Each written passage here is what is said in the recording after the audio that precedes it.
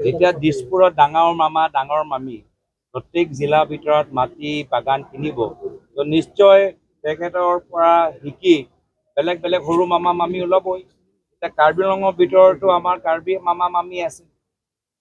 আজি তেওঁলোকেও আজি চাৰিওফালে কিমান আজি মাটি সম্পত্তি কৰিছে। চৰকাৰ হ'ল মাত্ৰ মামা মামী আদানী আৰু আম্বানী।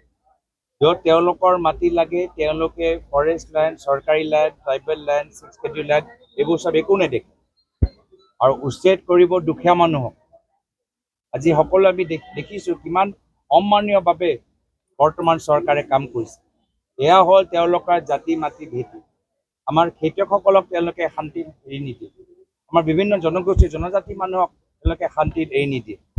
মাত্ৰ তেওঁলোকৰ ক্ষমতাৰ প্ৰতি ইমান তেওঁলোকৰ অহংকাৰ আজি মূৰত সোমাই গৈছে আৰু সেইকাৰণে তেওঁলোকৰ ৰাজত্ব আমি শেষ কৰিম অহা বছৰ বিধানসভা নিৰ্বাচন।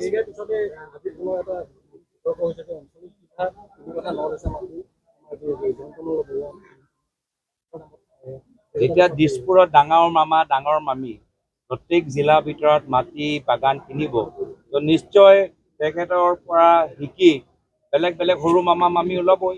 এতিয়া কাৰ্বি আংলঙৰ ভিতৰতো আমাৰ কাৰ্বি মামা মামী আছে। আজি তেওঁলোকেও আজি চাৰিওফালে কিমান আজি মাটি সম্পত্তি কৰিছে।